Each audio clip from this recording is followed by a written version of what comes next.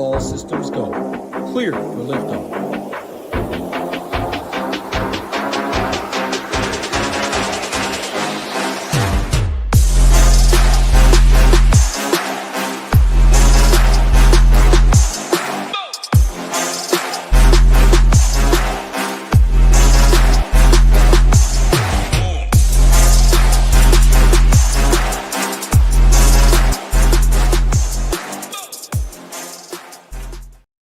What's up, everyone? Tyler Tamboline here, aka ToeTagginTambo, back for another edition of the Takedown Breakdown here on the Ship It Nation YouTube station.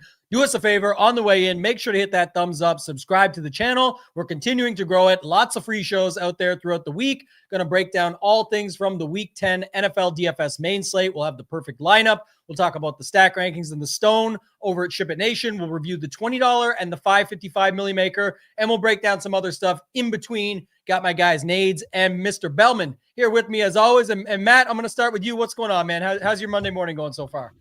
Morning's going okay. Real rough weekend for me in the DFS streets. So it was a struggle to get up this morning, but I happen to be on here with two guys who know what they're talking about. And I will say the $20 milli maker winner was a guy named Standish yesterday. And I know Standish, not personally in real life, but through some Discord and stuff. Real good guy. Couldn't be happier for him. Yeah, I saw that too. I went over and looked to see who won it, and lineup's incredible. We'll talk about it here in a little bit. I don't know how I didn't get there with him, I'll say. Like, I feel like he was just on all the sharpest stuff. Looks incredible. Great lineup. Congrats to him on winning $1 million.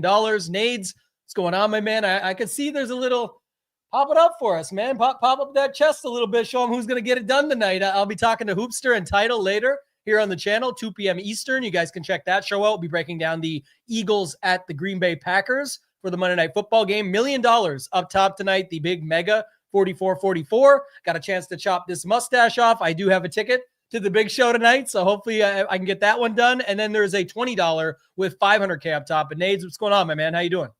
Yeah, doing good. Was a pretty solid weekend in general. Kind of right there in contention, like many of the members over at the nation, yourself included. Looking at the lineup, it's like a 2v2 off of my build there, and we'll talk about that when it talks to and comes to some late swap stuff, right, and some decisions there where I worked with you kind of behind the scenes, right, to work on some late swap, right, to kind of put yourself in potential, especially when you know you don't have the HN 41 piece, right, or 43 piece in that early window. So going back to the importance of late swap, which we talk about so much on this show. But yeah, no, overall pretty good weekend.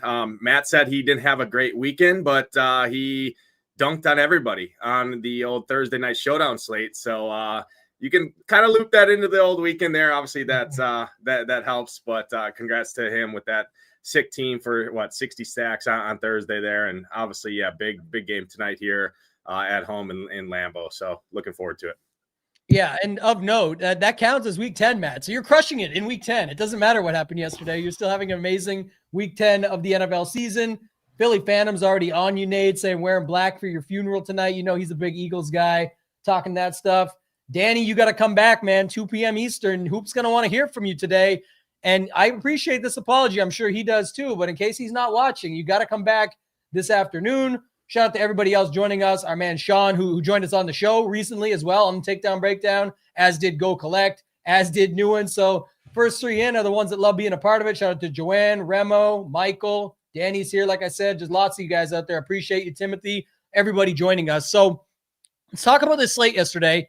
I'm going to quickly pull up the perfect lineup. One quick note before I do, just of note, it'll be noted this show, and it'll be noted this afternoon, but the 199 with the draw for the 555 milli ticket giveaway ends today. So it's the rest of season NFL and college football, full entry into the Ship It games with 6 more weeks to go for a chance to play for that.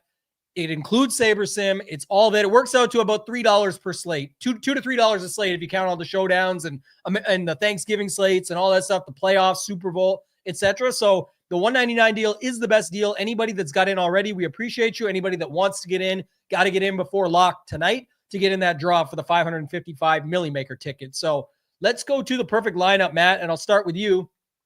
Davis Mills crept up onto some teams there. And I will say the interesting thing about that, how do you get on Davis Mills? Blah, blah, blah. We have all these conversations throughout. We're going to be nailing all those people that have these conversations today, actually just pin them right down with the stone and all this stuff, because I think a lot of people have a tough time going through it. We spent time to try and help you guys get better at it, but the Jaguars were one of the most popular defenses on the slate, and you got the Houston team that's free against them. A $4,500 quarterback, a $6,700 Collins, Kirk, our man Ham was on him, $4,100. Schultz, who Hoop usually likes. Like, a lot of these guys had capability, not that they all got there, but I guess it's, it can happen, right? And with Nico Collins, Davis Mills being the only two that show up in the perfect lineup, it kind of makes a ton of sense. The rest of the lineup, though, outside of Naylor, is not that crazy. And you could plug in pretty much anyone for Naylor that you want to call chalk and just still get there in the millie. So go ahead, Matt. I'll let you start and break this one down. Some thoughts you have. Yeah, I think obviously the first place you look at is the Mills piece. Mills with Nico here. Setting aside that Achane and Gibbs both went for 40 plus. As far as Mills go, yeah, it looked like the Jacksonville D was on their way to just absolutely smashing the slate at what was, I think, the highest owned defense. Ended up not coming to fruition because of that fourth quarter. I'm a little salty because I played a lot of cheap quarterbacks. I played a bunch of Gabriel and a bunch of Shuck, who were both good, but not as good as Mills. You needed that, obviously, Houston stack if you wanted to get all the way to the top. And in the perfect lineup, that is. And, man, Mills in that fourth quarter, I think they scored 3 touchdowns. Nico got there with just volume. Monster game for him. Just really good pieces around that. Jalen Naylor, obviously, is a very surprising piece. But to your point, like, put Kyle Williams in there, and it's basically the same thing. So, yeah, really, really interesting mix of players with a bunch of guys that you kind of expected to be on, at least close to the perfect lineups, and then some outliers in Mills and Naylor. Yeah, 240, by the way, when we get to Standish, we talked about his incredible lineup and taking down the million, the $20 later. Very close. I mean, 239 and change is not that far off from 275, but to your point, you could drop the D down, move the $3,100 up to like a Judy or something if someone wasn't playing Judkins, and maybe you get a D that didn't fully come through, but Judy still scored, and you'd be pretty damn close anyway. So the point is, when people are like, well, there's no point in reviewing the perfect lineup, it's like, again, we're not focused on the results outside of, the results are what actually happened. This is how the puzzle pieces could have went together, but we're trying to learn what people did, how they got there. We're looking at player pools, exposures, correlations. We're using the tools to reverse engineer how one might get there. Or, by the way, like we always say, like everyone wants to win the $20 Millie Maker, myself included. But if you follow short and you win 10 grand in a $50 single entry or something like that, that's a damn good week in NFL DFS for most people. So I will say, unless you're playing 10 to 20 grand a week, winning 10K is pretty nice. Sometimes you're not going to get all the way there, and it's not about getting the perfect score in the review process. It's just looking at it, reverse engineering back, and then seeing what we can find from there. Nades, I'll kick it over to you. Any thoughts on sort of the way this sets up and what you see here? And it's more about like slate comments too, like just pieces you'll notice that we'll get into in a sec, but anything else you see here? Yeah, so the first thing that stands out to me, right, is how could you land on Davis Mills? Well, first of all, the Jags defense, like you talked about, right, was projected to be the highest owned defense, did come in as the highest owned. So right there, you also leverage that. He's $4,500, right, where it's like one of the cheapest players on the board outside of these wide receiver 3s and 4s, right, on the slate. And you look at the stone, you look at that pass defense for the Jags, guess what? Not very good. $4,500 and a $6,700 alpha receiver. Avoid all the ancillary pieces, right? Coaching scheme, right? You have to at least have some faith in these donkeys to realize that, hey, Davis Mills is coming in.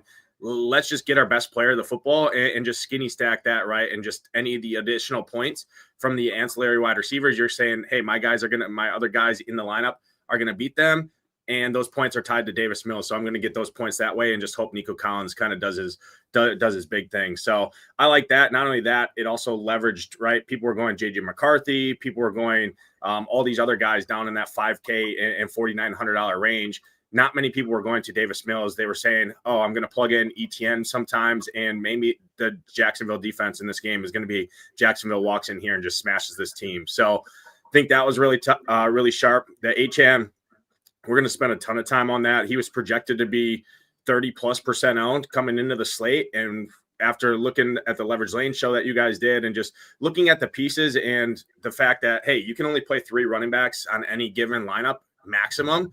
You knew CMC was there. You knew all these other guys were up there, right? The Judkins of the world, the Rico Dowdles of the world. Well, there's 3 guys right there that people wanted to play. There is no physical way, looking at that team total for Buffalo and seeing 30+ implied points. Nobody wants to play Josh Allen because of the price and not having a really condensed target tree, right, where people kind of hone in on for building lineups. So you knew James Cook had to get steamed because people wanted to play that team total, right? And James Cook came in as the second highest owned running back behind Rico Dowdle, opposite side of the H-hand. So I thought that was a really, really sharp play. You look at the stone, I mean, popped off the page, probably one of the best spots on, I think it rivals Jonathan Taylor that one week we talked about his number on the stone there. Outside of that, it was just pretty much ceiling plays in good game environments, right? Jahmyr Gibbs, Jameson Williams, they both can have a ceiling because salary does matter. Jameson Williams, $4,900. It's not $8,400 Amon-Ra St. Brown with an $8K Jahmyr Gibbs. So when you're looking at combo packs from the same team that are also implied to score 30 points, you can get that way with having a cheaper wide receiver, right, to kind of cut down that combined total salary. So overall, I think a lot of these plays we're going to review in some winning lineups, and overall, good week.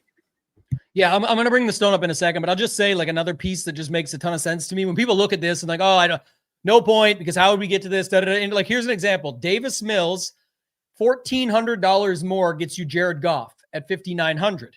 Well, now I got to find money. Well, let's take McBride down to Kittle at $4,500 and say that if we went to Jared Goff, that fits with your Jameson Williams and your Gibbs. And since we don't have a piece of that San Francisco game and we're not on CMC, maybe we throw in Kittle. By the way, Kittle and Gibbs, my leverage lane main 2 pieces on Saturday. It's not a victory lap as much to say it's I kept explaining to people how those pieces go together, even though they're not in the same game. You have to think about that stuff. It's like, who can rival CMC? Gibbs.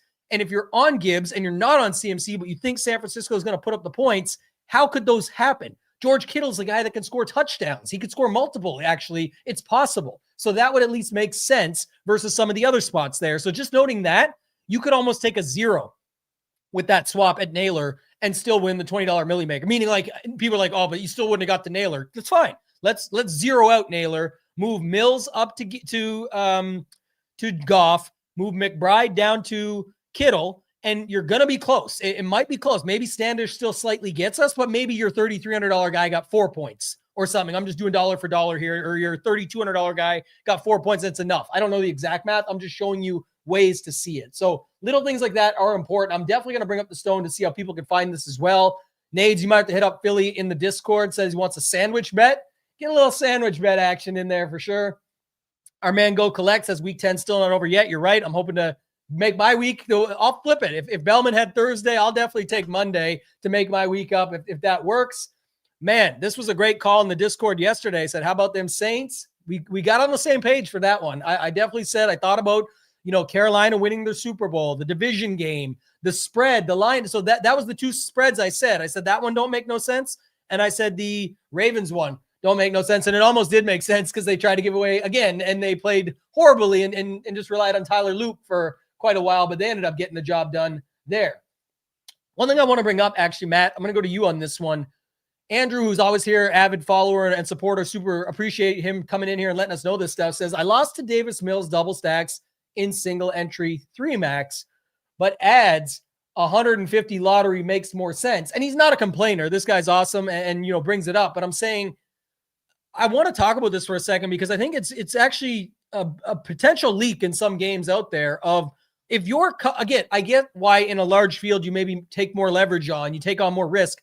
People feel better about it, but it's usually because larger field equals smaller buy-in. And my argument is that I don't know if the point is correct. If you like something, if you like Davis Mills stacks, you should like them anywhere. Like it should be wherever you want it to go. But I do think my point is that people associate risk also with just the dollar amount. So like, oh, in a $3.20 max, I can just throw that in there because worst case, I lose $3. But that's what I hear so much of, Matt, where someone says, I really love this on this slate, but too bad I only played it in my $3. It's like, if you really loved it, you got to go. Like, you got to take that move. It could be a game-changing week for you. What's your thoughts on that?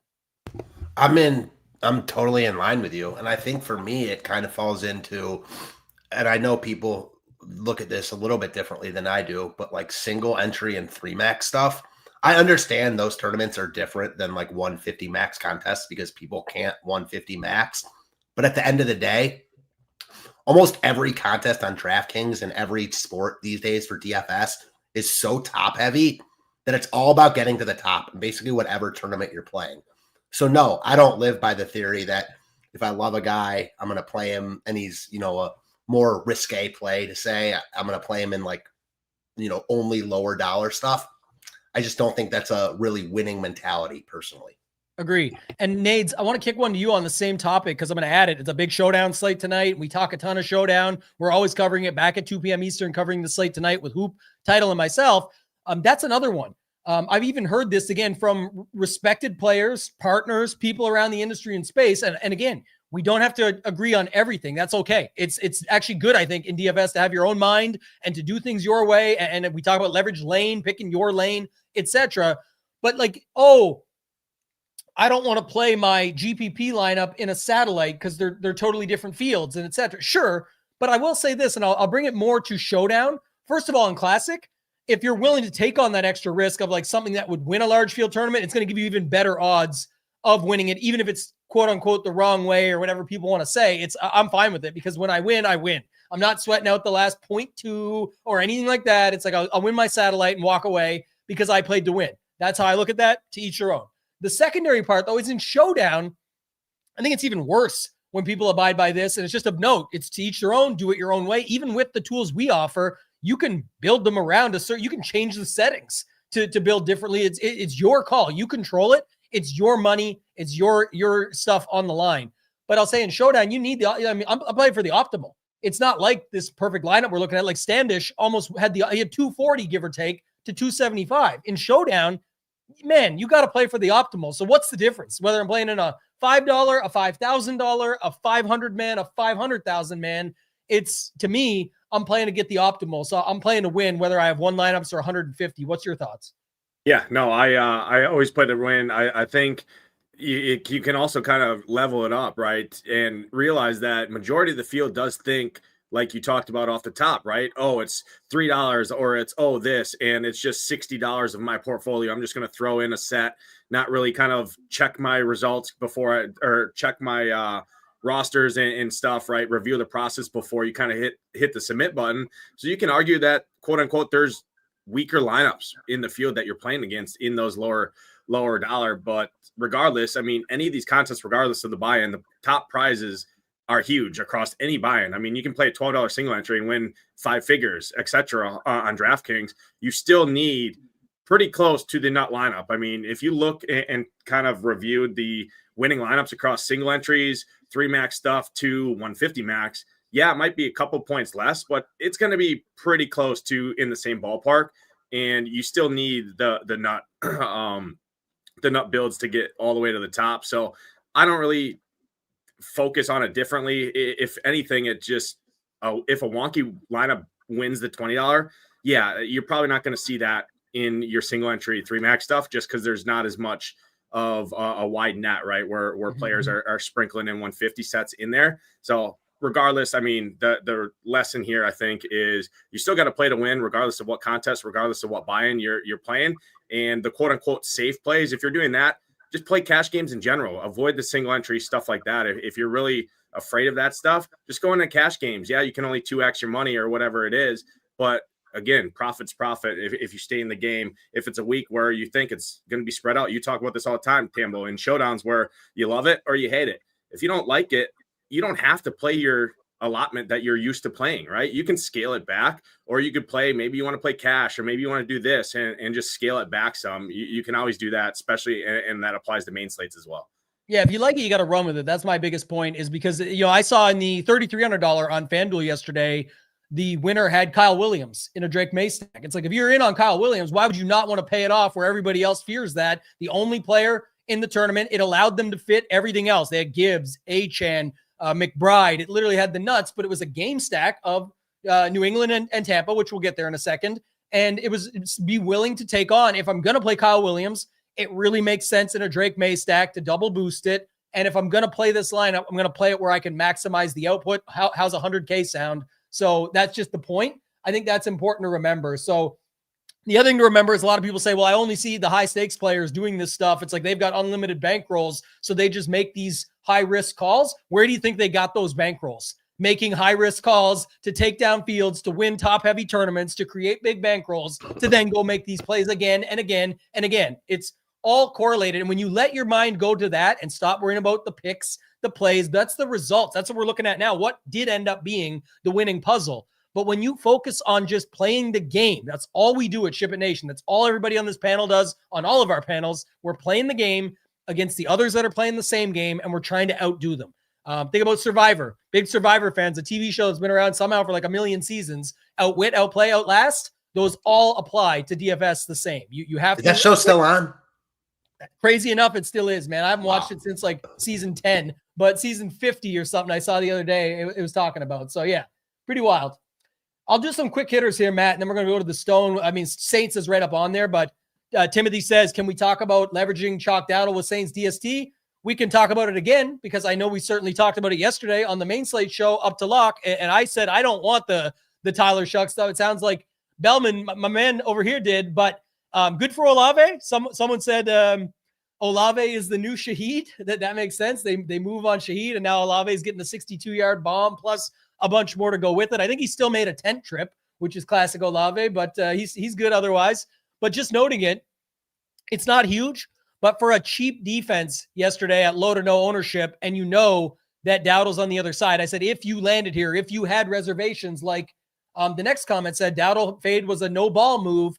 It was like you could come in underweight on Dowdle. You don't have to. That's another topic for 2 seconds. We got it all right here. Clearly, like Dowdle was in a good spot, but there was reasons it was like a no ball thing. If you weren't on him, I didn't like the offense of the Saints. I said, I think it'll be a lower scoring game that the Saints are able to control. And therefore that would make sense for a $2,400 defense. If it's like a 10-7 game or something like that. And it ended up being a little bit more, I think, but just noting it. But the point of the fade, if you're playing single entry, so you're, the leverage lane watchers out there. Yeah. Anything you're playing is a lock and anything you're not playing is a fade. But typically a lock and a fade outside of the factual definition that, yes, you're able to say it and you're correct, but outside of the factual definition, that comes a lot more into your portfolio play of like, what am I doing with this player? Am I underweight, overweight? And too many times I hear people talking about, I got to lock this guy or fade this guy, and you don't have to do either. If you go look up, when we get to it later, maybe remind me, the $20 Millie Maker, the best players in the world aren't really fading anyone. They're underweight, they're overweight, or they're at the field. And it's not who you play, it's how you play. You're building your lineups accordingly. So in your non-Dowdle lineups, if you liked having the Saints in there as that possibility, it's very unlikely you would have ended up with Saints versus Dowdle because the settings and the different things with optimizers. But it would have made sense in non-Dowdle lineups to say, hey, if I'm not going there anyway, why not have a defense that double leverages? I don't have Dowdle who might be failing, and I do have the defense that might be causing him to fail. So that's where that comes from. I think that was a good one to bring up. Anything else? Let's see. I just want to see if there's any other comments that we're talking about here. Yeah, sometimes that's what you got to look at too. We've talked a lot about this lately, Matt. Like sometimes if you like everything else, it's just finding the right stack that fits around it. And it doesn't have to be a full-on stack like Davis Mills, Nico Collins at 4,500 and 6,700, or you add Schultz to that package. Might have been enough. And then you could just fill out like Achane, Gibbs, whoever else you wanted across the board. Jennings, if you're not on CMC, like it kind of would have just came together. I guess talk to us a little bit about this because you mentioned Gabriel and Shuck. I don't think it's like you're in love with them as like going to the Hall of Fame, which doesn't matter. We're playing one slate on a DFS Sunday. Is that the reason that you're more inclined to go to these cheaper stacks so that you can sort of fit what you want around it? Yeah, so that's part of it. First off, Gabriel stinks. Never thought anything of him. Still don't. So it certainly wasn't an endorsement of how well I think he's going to be long-term. I think they should already be looking to go to Shedeur Sanders, no matter what that looks like, because Gabriel ain't it. But I love the spot for the Browns yesterday. Coming off the bye week, facing a Jets team that was depleted defensively, had traded, obviously their two best defensive players. New play caller. I heard all week they were really looking to get Judy involved way more than they had all year. So this is a good example of just because you get something right doesn't really mean anything because you need to get more than one thing right. So Gabriel was okay. Judy was really, really good, and I was way over the field on Judy, but I barely had any Gibbs. I didn't really play Achan. So, just because like Gabriel was okay and Shuck was okay, they weren't scores that you needed. And I personally, like looking back on my own process, not to be results oriented, I think I played too much of those guys, more Gabriel than Shuck. But, again, just because they were good and they didn't kill my lineups doesn't mean I won with them. So again, you got to get a bunch of things right, and not having like the 40-point scorers really, really hurt. Yeah, I think that's another thing that people just need to take into, reviewing your game is obviously very important. We talk about it a ton at Ship It Nation. We talk about it a ton in the Mastermind Project. The key is being able to go back and review and then apply, and that's why we do it. Also, love T Trizzle, always here supporting.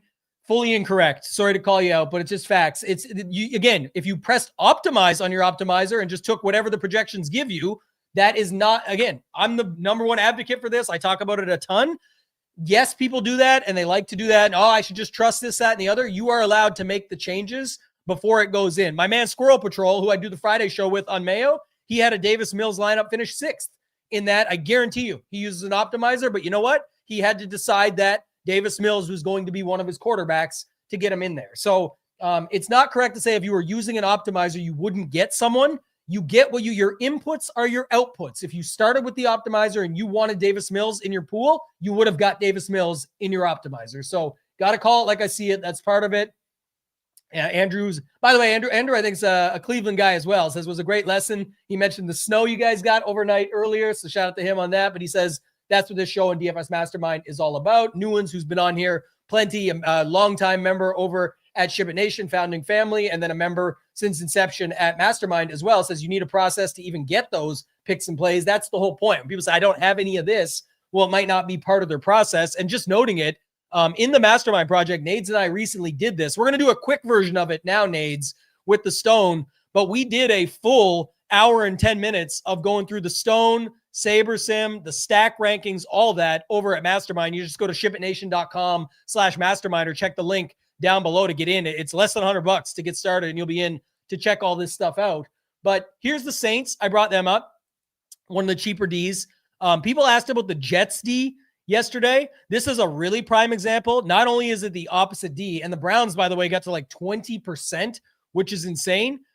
It was the Jets were a very high optimal rate, a leveraged optimal rate in this spot, opposite the popular defense. It's just a quick flip for $100 less, and you could get here. And also, Breece Hall was popping as well. And I know he didn't end up being needed, but he had a pretty good day himself, where he outdid like a Dowdle, for example, at a similar setup. And I think the difference was not quite exact, but I will say the Panthers D was super popular as well at $3,500, 7.5% chance to be optimal. It got pushed up there with the Dowdle ownership. And then you go down for the savings at 2,800, an even higher chance to be optimal. So if you're not using the Stone or you don't have the Stone, you can get in for $19 and get 5 days of action over at Ship It Nation, or the $199 for the season deal. But the Stone has everything you need right here on it. This was another prime example of how you would have got to the Jets yesterday. And Nades, was there other ones? I think there was a couple others we wanted to look at. Yeah, so not only that, I mean, the Jets are also sandwiched between, like you talked about, Browns on the opposite side of that game. But not only that, the Jaguars, right? $2,600 Jaguars, $2,900 Browns. Why not the Jets, right? Defense is such, but they just traded away their whole team. You saw it, right? They didn't get there because of their defense. They got there from kick returns. But that's the chance you take when you're that could happen to any of these defenses, right? One kick return to the house, anything, and you're swimming. And it wasn't that, I thought the Jets defense was great. It was more so the leverage, like you talked about, sandwiched between those at a onesie fluky position, the highest variance position that you can fill out in your rosters. Why am I going to go with the field, right? 99% of the time, chalk defenses just don't get there. And that's the reason. It's the highest variance position, right? So looking to ways to leverage the common build, 40% of the rosters were either 45% were Browns, Jaguars, or Panthers defense in the $20 milli maker. I mean, you talk about rake, that's way over what the rake is there. So that's a good one. But not only that, the Saints defense, right? The Saints defense you talked about. I do this all the time. Rico Dowdle was getting played. He came in at 55% owned in the milli maker, in the lowest total on the game on the slate. if there's one, if you're a head coach, right, or you're a defensive coordinator and you're going into a game, how do I even have a chance? Do our best to sell out and stop the one guy that's been their offense the last couple of weeks, Rico Dowdle. Whatever else happens, if we lose, we lose. At least we executed on our plan. I can always take a defense against the chalkiest guy in the slate at a onesie position. So I think the Saints and the Jets were two really, really good plays. But not only that, the Seahawks, right? Not just because results oriented. You knew everybody wanted to spend down at defense, right? Going into the slate, what did we know? We knew the Jaguars, we knew the Browns because of the combined owner and the Panthers, right? Because people were playing Rico. They want the running back DST correlation. People were playing Judkins. That steams up the defense. So going all the way up to the top, when people were making Jacoby Brissett, you knew Trey McBride was coming in with a ton of ownership. Marvin Harrison was popping off the page in projections. And the Seahawks defense has been one of the best defenses in the league. They're at home. You knew nobody wanted to pay up for defense, and they're $100 more than the Panthers. So there's a couple defenses so forgotten about a lot going into a slate, and people are just like, okay, whatever lands there, lands there. There is thought process, and this is the difference from winning tournaments to min cashing. I mean, look at, if you didn't have the Jets defense, you could have got there with some Saints stuff. But if you played the Browns, you played the Jags, you played these, it was probably the difference of you getting all the way to the top or kind of sitting in that middle cash line of tournaments. Yeah, and I will note this quickly too, is Detroit was I think higher owned than the Seahawks as well. Another one down here. It was a negative leverage spot at 34. You find the Seahawks, who again, looking at the other side of it, is there people playing who McBride still got there, but just of note, McBride, Brissett, those types of spots that were being played where there's negative leverage, there can be positive. And this was slightly under, but I think the Seahawks ended up coming in a little less than this, but it's just to note it. This is definitely an opportunity. Home favorite like that. If you're not on the Cardinals side of things, you can land there. The other one our man Go Collect had here was another one picking it up, and we're just focusing on D right now, but Texans 3,100 at a 6.7. The Jags were almost double the ownership. Again, this is a huge negative leverage spot, so you could have just flipped it right there and saw that. But then even going to where was the other spot we were just at? It was 6.7. There was somebody else we were just looking at, but I guess the point would be more so too, like if you look at the Jags, 2,600, big ownership, all of that goes with it, 8.9, but massive negative leverage at 26. That's another spot the Jets fit in, just $200 more, 8.2 instead of 8.7. It's almost the same thing. They're at home. It's fine. But again, people focus on Sauce Gardner got traded and Quinton Williams isn't there, so you can't play them. I know people think that it's a lot easier to look back and we're just focused like that's because of the result. We are agreeing with you in saying the result's almost impossible to figure out. It's such high volatility. What we're saying is there are a process and tools that you can use to help put yourself in the position. And you're not some genius with a crystal ball when it happens. That's just the added bonus. No one was it. One freaking punt return or kick return, I guess it was first, is the way it happened, would have been great. Then the punt return was obviously phenomenal. But to say you couldn't have landed on the Jets opposite one of the most popular defenses on the slate with these numbers going with it, that's just not true. You could have landed there easily looking at it this way. So I also want to point out quick, we have it targeted at the top. And I know Dart got injured late, but I mean, he was really cruising. I was going to bring that one up too. Yeah, he was. I'm going to bring to your Brown. I got to say to your Jets point, like just to take it from even a step farther, just from like a real life perspective, the Jets were facing Dylan Gabriel on the road against the Browns team that has not won a road game in 13 games now. So you put it like that, why wouldn't the Jets defense be in play? Agreed. That was a part of it too. I mean, yesterday was Hoop on the show. Shout out to him. He said, like, he even talked about the Judkins and Browns flip. He's like, that's getting over-owned as the combo, almost like what Alex and I talk about on Saturdays on Leverage Lane. We did mention the Judkins part. I said, like, when the ownership on the Browns is picking up steam, that can boost Judkins even more. You can just flip it. If that game script flips, it could easily be Breece Hall and the Jets D, and that's what it was. And I don't like to keep going back on you. Like, this is the thing. Again, you're simply pressing a button. We love SaberSim. It's our tool of choice, but you're pressing a button in SaberSim. You're not doing any of your own work. If you want to go in and put in other things, it's your inputs are your outputs. You could turn on like Shuck and Dylan Gabriel weren't popping, and Belman 967, my man Matt over here, one of the best players in the world when it comes to all sports at DFS, is putting those into his inputs before he gets his outputs. Did it work out? No, but he put it in there. Squirrel Patrol, one of the best DFS players in the world, had Davis Mills finish 6th in the Millie. If you're just going to go in and press a button, it's not going to end well very often. You got to do a lot more with it than just that. So that's part of it. You're not going to see it in all the projections and the rankings. It's if you see it from a different angle. And again, you didn't have to. Mills is just an example. By the way, we're about to review the $20 Millie Maker halfway through. We're about on time here. You didn't even need Davis Mills yesterday.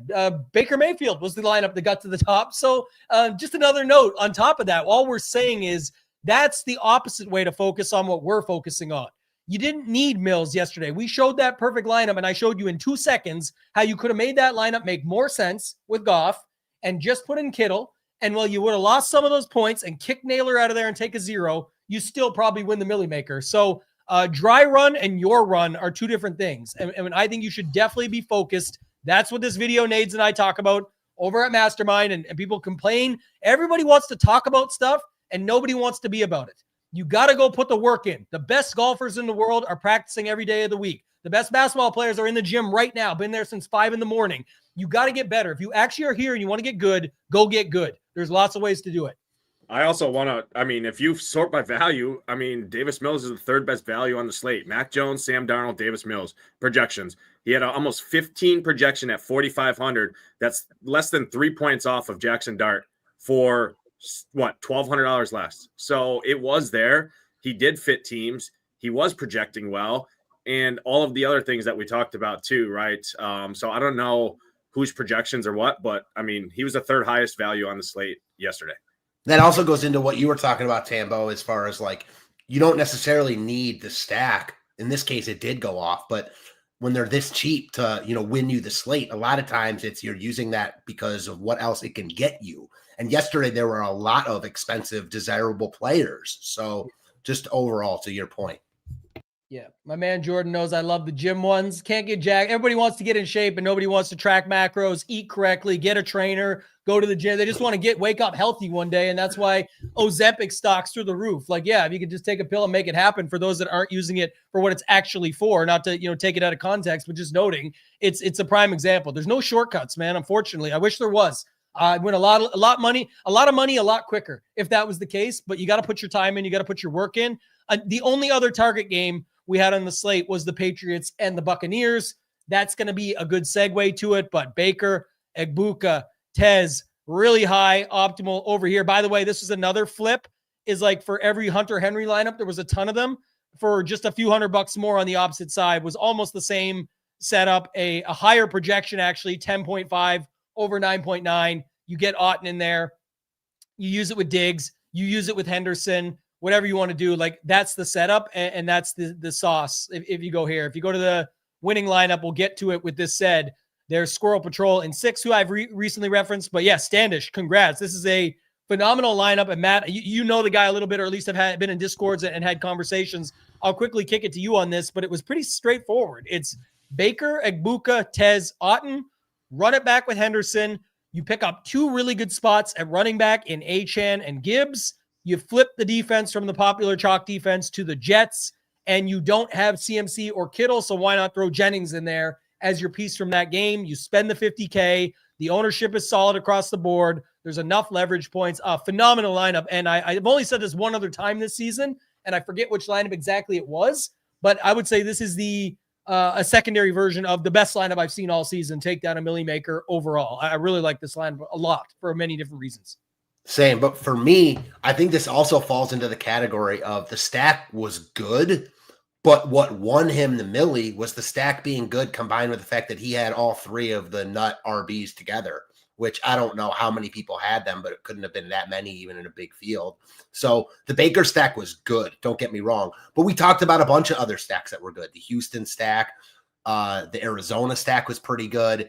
It was about getting your stack right and not having your stack kill you, and then getting all the pieces around it right. And he did that. Great lineup, just put together really nicely. And the other thing about this is I think he only played 21 lineups. So really impressive job here.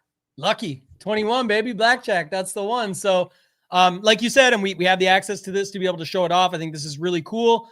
See at the top, 161,764 entries. Of that, 0.08%, only 118 had that combination of Achane, Gibbs, and Henderson. I think that's pretty interesting.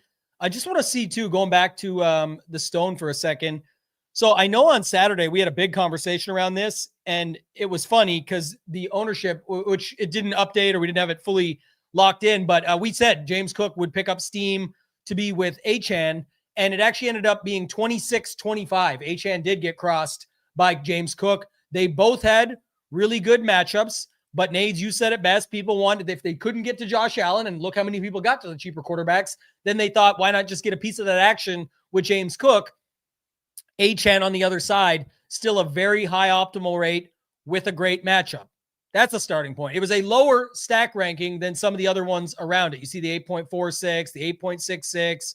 You see the, what was the other ones we had? About 8.63, some of these bigger ones. So there's that. Now you go to Henderson. For our cheap running backs, I think he had the highest of the optimal rates. Stack ranking was still there, but it was a target game, so that made sense. So if you targeted this game, pick your side and get to it, this would make sense.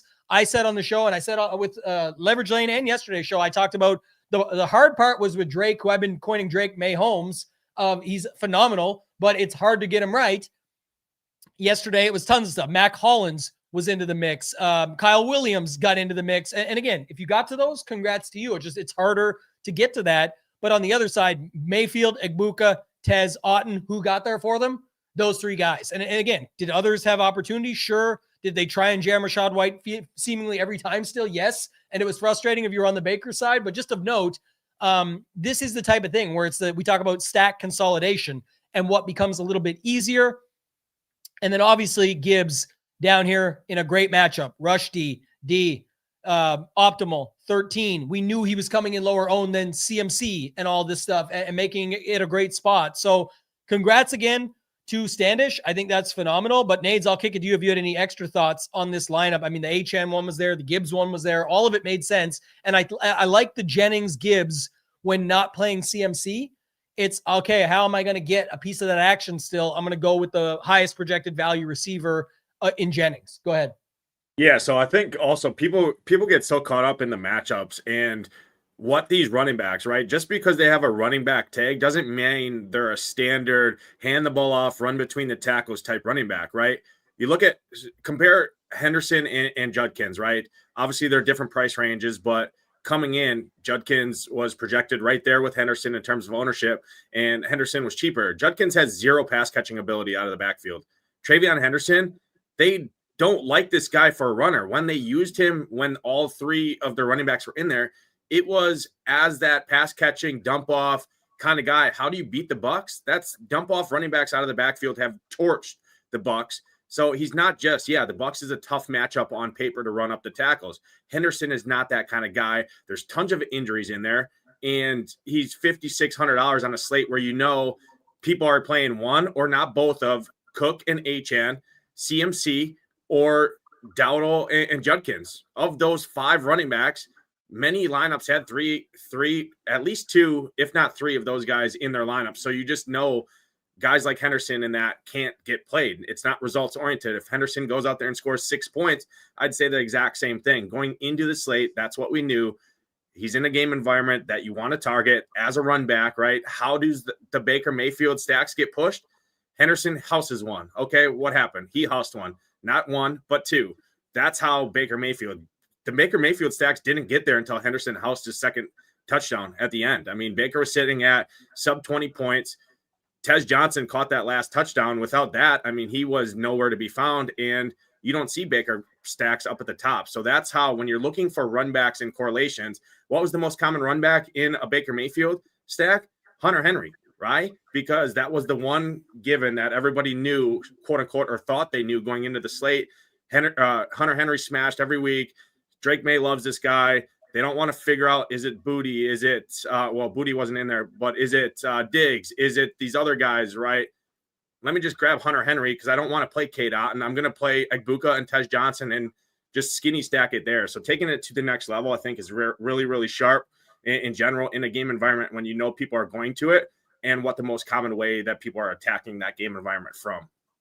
Yeah, it all came together really nicely. The whole lineup makes a ton of sense. It just built out properly. And Go Collect says only 0.08%, but look at their ownership, right? It was like 12, 14, and what was the highest one was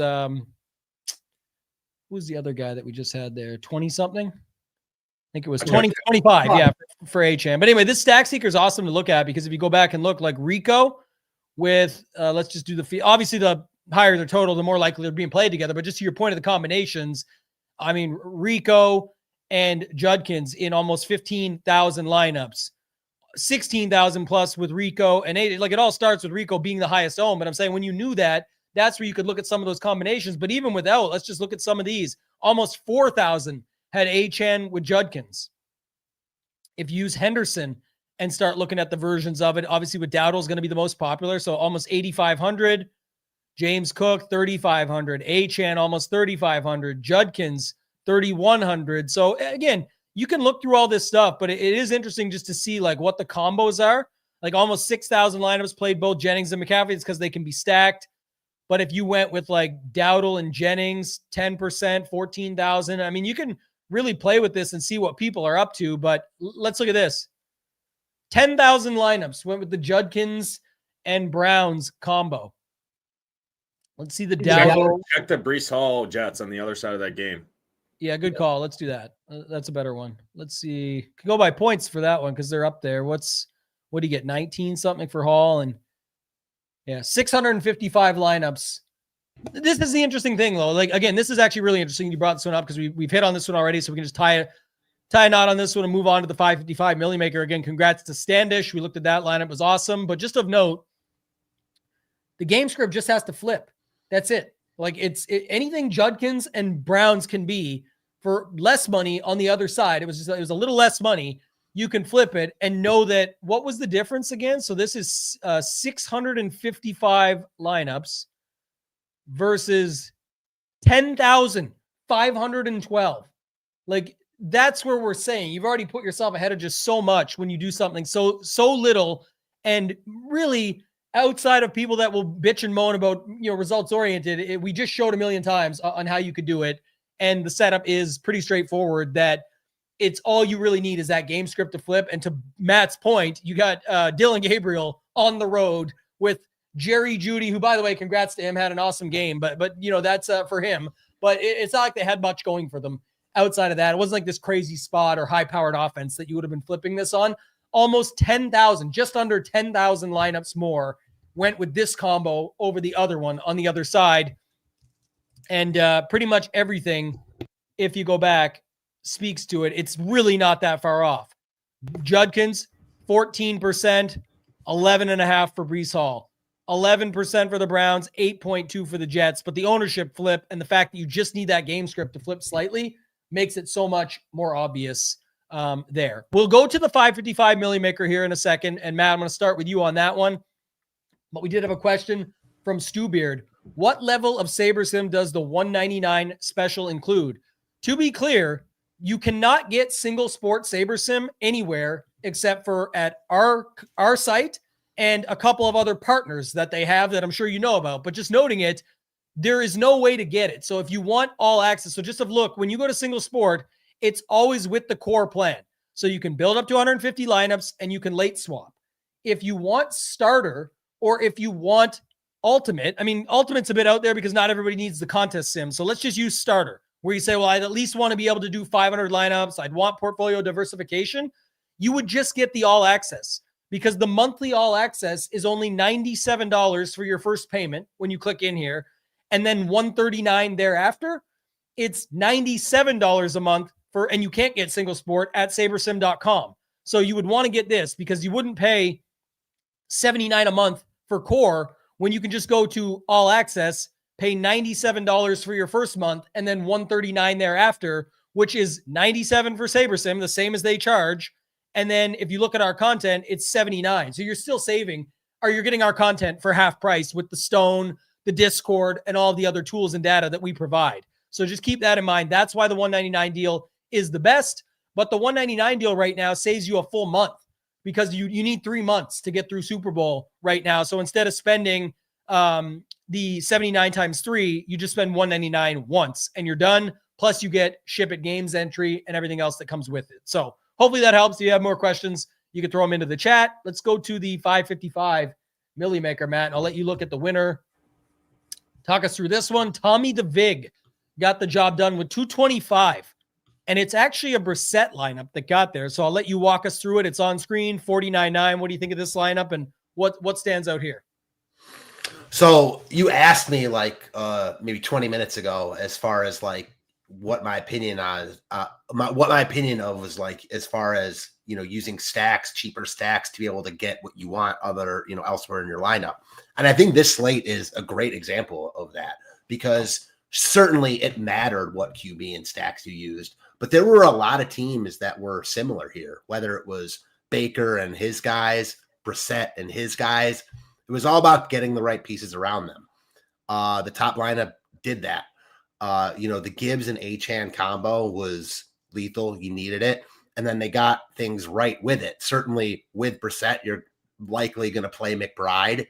He got there, was, you know, ultimately by far the top tight end scorer on the slate, played that cheap Saints D you talked about, didn't have Travion, but got everything else right. So just a really solid lineup that was set apart with the Gibbs and Achane combo.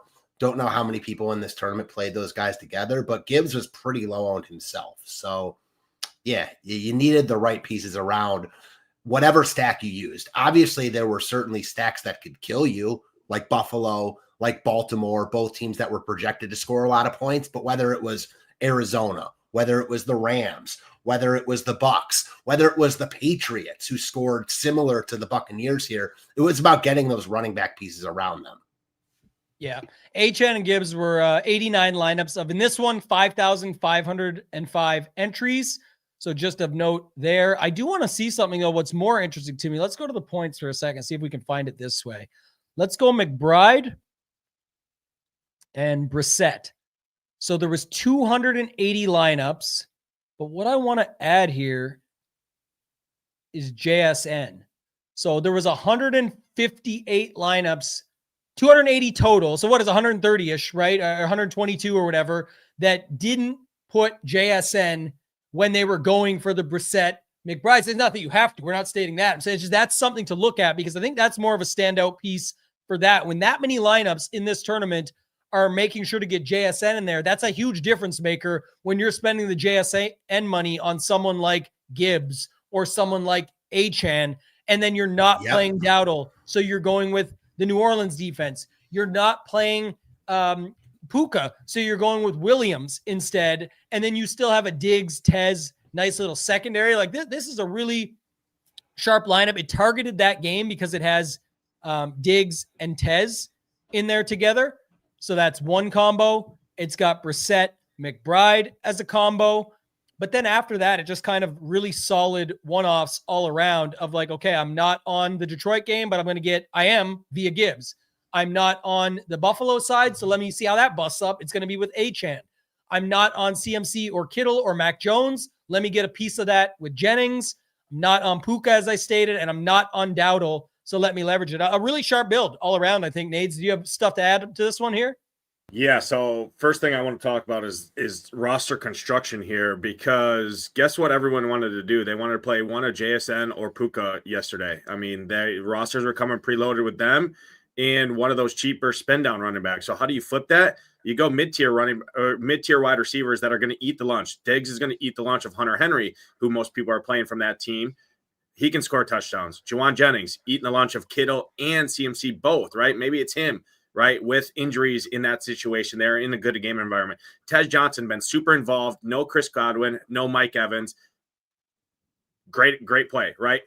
How can you get to there? Well, guess what? Now I can spend up at 3 running back spots or 2 running back spots and not spending up to the $9K, right? That saves me $1,000. I'm not spending $8,600. I'm not paying $400 that Puka was or whatever over $8K, right? You're living in that mid-tier where it makes sense and leveraging those plays within your plays, right? How I'm not playing CMC. I'm not just playing Juwan Jennings to leverage that. I'm playing another guy that could straight up outbeat both in Jahmyr Gibbs, right? In that price range.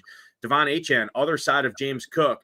How can he get there? Well, guess what? He's just explosive. He can leverage that. If I'm not playing that, right? Well, I'm not playing Rico Dowdle in this lineup because I'm triple spending up at running back. Why not plug in the Saints defense? Because if Dowdle's not scoring touchdowns, that's helping the Saints on the other side. Maybe Bryce Young has to drop back and pass. So wanted to talk about that. And then not using a spend down tight end, right? People wanted to live down and spend down in the tight end position. You can get away with a skinny stack with a guy like Trey McBride, who acts as a wide receiver 1. And it's cheap. It's $10,600 for that combo. Drake May, Hunter Henry was right there in that same combination. Jackson Dart and Theo Johnson or Slayton or whoever you want to put there was within 10K, 10-2 for those stacks who are much more popular there. So very, very well thought out. This guy, I think, had 2 rosters in here, so probably like a virtual hand build, I would assume, in this contest. And he thought about it very, very good in terms of how the roster constructions were the ownership was leading to common roster construction builds within this contest, and he used that to leverage in his portfolio here of 2 rosters. Yeah, I want to see this real quick too. Is of note, like you called out 2 things. One is not using a cheaper tight end. 2 is it's a balanced build. Like because of that, there's nobody lower than 4,500 until you get to the defense. And I know Alex talked about that on Leverage Lane this week too, is if you could find a balanced build that just made sense. But I want to see here too, because look, Mark Andrews, 3,400, 16%. Hunter Henry, 18%. Cade Otton, 15%. So I'm just trying to see quickly. Almost 100 lineups, double tight end with Andrews.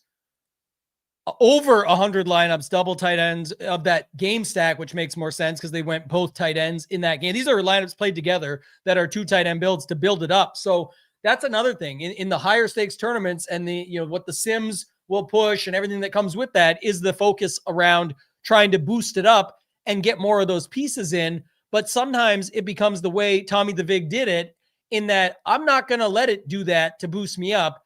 I'm going to take the balanced ceiling options and hope that I get a few different ceilings out of my guys. McBride, Williams, all 6,600, Diggs, 5,800, Achane, 7,400. Like it wasn't like you were stretching things and then let me get 20 from these guys type of thing. And it all balances out in the end. But yeah, that's pretty interesting. So the flex usage, I just looked at it. 3 running backs was 24% of teams of all lineups in this contest. Double tight end was 52% in this contest, if I'm looking at it right from the reports section on this page right here.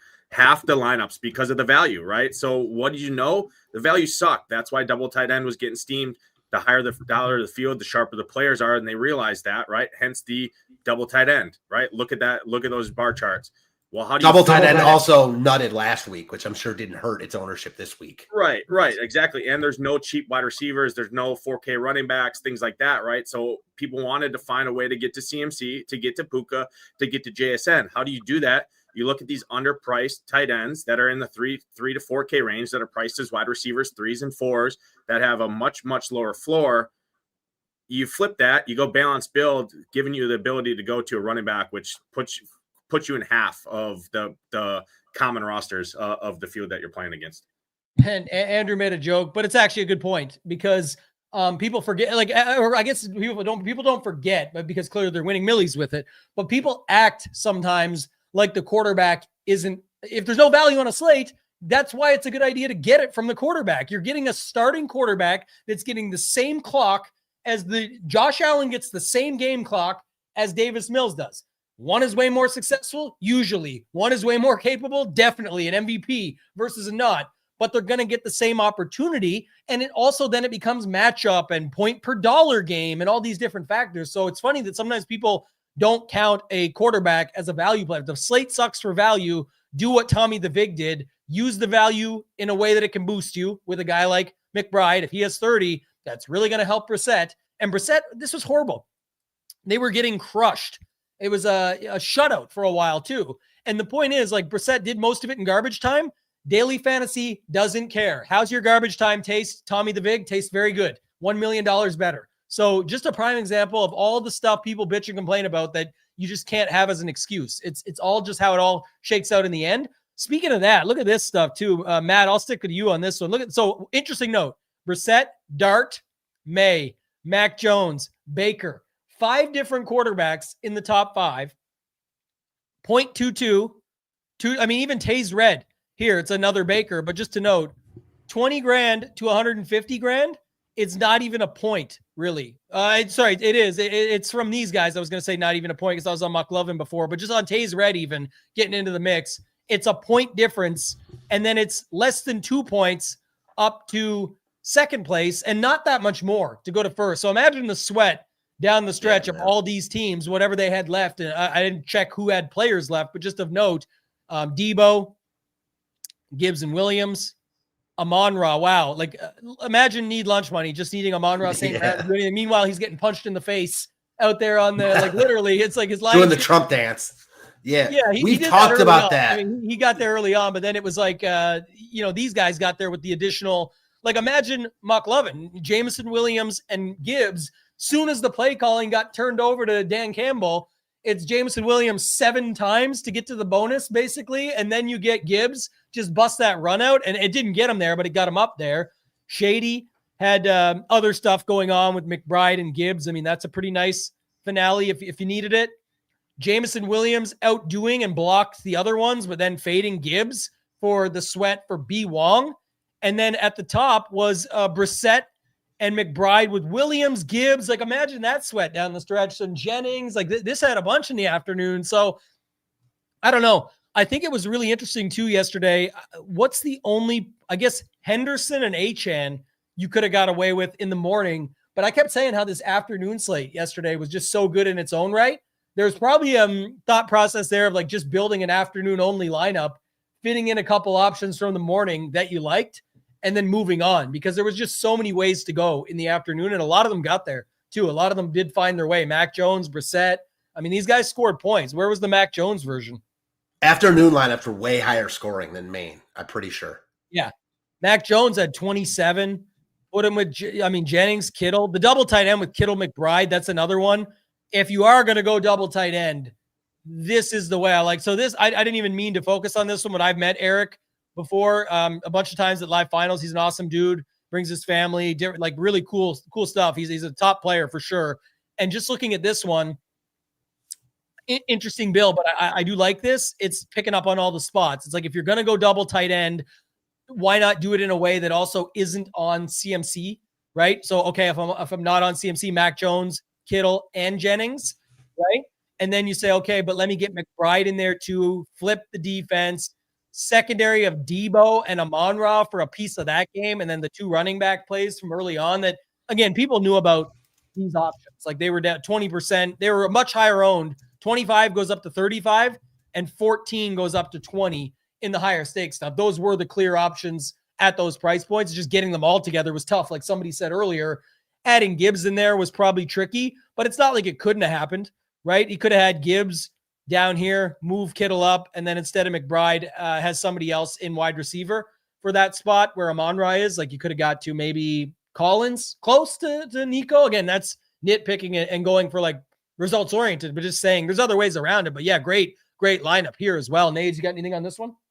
Yeah, no, overall, really good build. And I'd be willing to bet a lot of these guys did do late swap, right? With having the flex and the wide receiver positions, like just going back to McLovin's build of Gibbs, Jameson Williams, that could have been like a Juwan Jennings and like a JSN or something in the flex, right? Where he knew he had Rico Dowdle, right? So he swapped off of JSN, he swapped off of Puka, giving them the flexibility, or even CMC, giving them the ability to go up to a Seattle defense, right? So I'm sure a lot of these had late swaps in there because when you have a guy like a Rico Dowdle, right, and you're in contention for the 555, Rico Dowdle puts up 15 points. You don't have Achane's 40-point or 43-point score.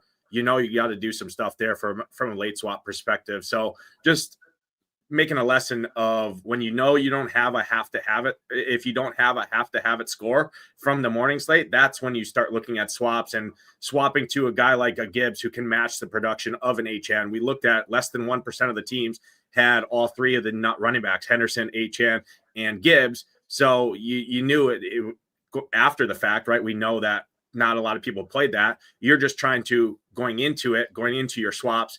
How do I at least come close to matching that output production that I can look at it as a wash, right? I don't have this guy, but I have this guy kind of thing. Yeah.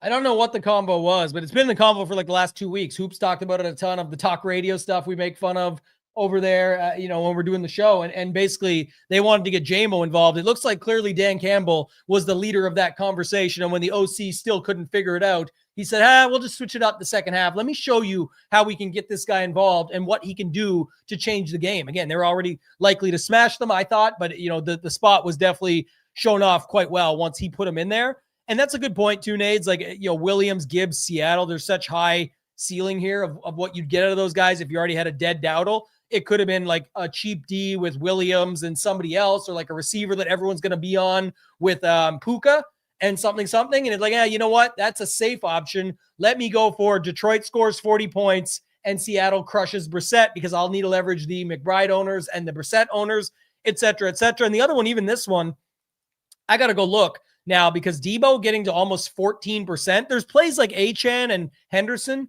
that steam up. But what was, if I go to the $20 Millie Maker, I'm curious, what was Debo's ownership? Late swap applies to both, certainly, but I'm just curious if this will pop for me and just 10.55.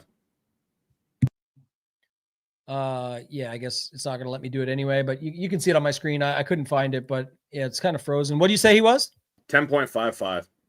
Yeah, and that's probably with the late swap there too. So I was thinking he was more single digits, and in getting almost to 15% in the other spot, just kind of crazy. So yeah, I think a lot of it's interesting. A lot of it, what we saw was on the stone. If you go back to the Bucks, you see it here. It was a target game for us. There was a big total on both sides. The pass defenses were horrible. I thought that game had left a lot of meat on the bone too, by the way. But just someone said it earlier. They talked about Baker, the Millie Maker, and it turned out he was on the Millie Maker winner for the $20 at least, and that really nice lineup. And then shout out to Tommy the Vig in the 555. Matt, any final thoughts from you before we get out of here? No, fun slate to break down as they all are. Looking forward to a really, really big showdown slate tonight, and what should be one of the best games of the week in Nades' Packers against the Eagles. Do you want to give your quick thoughts on that game? We got a little outro here. If everyone wants to hear it, we're going to have Hoop, myself, and Title back at 2 p.m. Eastern. But you got any hot takes on this game tonight?